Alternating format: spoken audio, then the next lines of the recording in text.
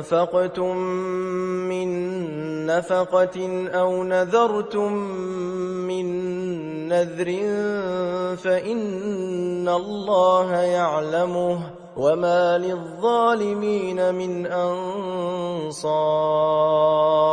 إن تبدوا الصدقات فنعما